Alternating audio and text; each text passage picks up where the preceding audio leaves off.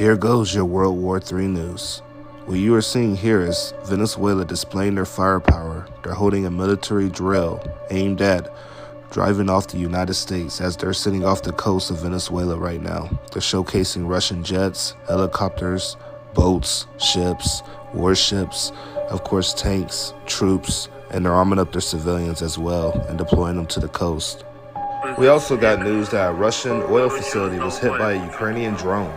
And I think these attacks are making Russia a little more aggressive towards NATO, as it's being reported that 3 Russian fighter jets, MiG-31s, were armed up in Estonia's airspace today, who is a NATO member.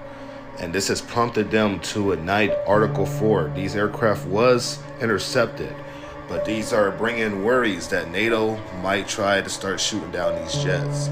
Just like they're trying to find a way to start shooting down these drones and find a stronger response to Russia.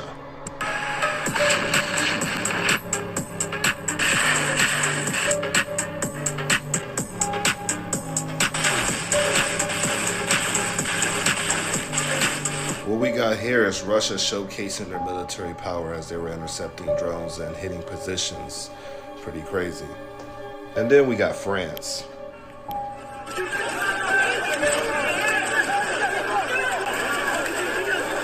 Yeah, this is pretty normal. Another fire believed to be started by Ukrainian saboteurs in Russia. This. Then we got a Ukrainian F-16 intercepting a Russian drone. Pow! Poland is also accusing Russia of violating the Baltic Sea oil platform safety zone, saying that 2 Russian fighter jets was flying low right by the platforms. This sounds like Russia's getting ready for real. Trump is also calling the Russian incursions into Estonia big trouble. Venezuela is accusing the United States of waging an undeclared war on them, as even though Israel's getting a lot of hate, the United States is planning a $6 billion arms sale to Israel. Trinidad's minister just drew outrage by saying that Venezuela would get hit by a nuke by India if they were to attack Trinidad.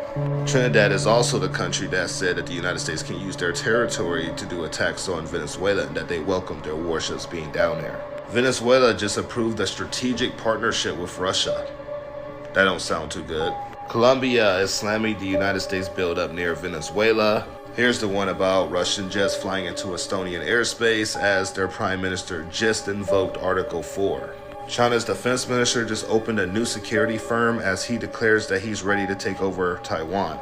This is as Trump has declined the approval of the Taiwan military aid package ahead of a summit with Beijing, of course a TikTok deal and a trade deal that he's trying to make with China.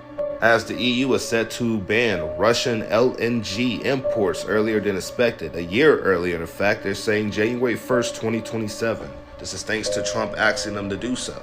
We have Kim Jong-un that's declaring AI military drone development a top priority as they just announced 2 drones, and one of them is a ripoff of the United States drone. We have Chinese and Russian warships increasing their operations near Japan.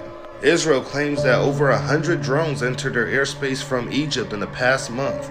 Israel just shut down their border with Jordan after 2 Israelis were shot dead near their border.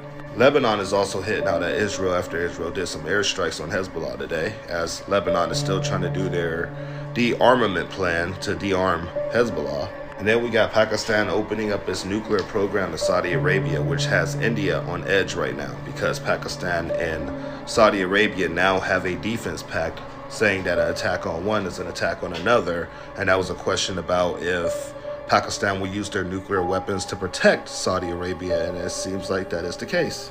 Anyways, that's the latest. Got a live coming next. See y'all there.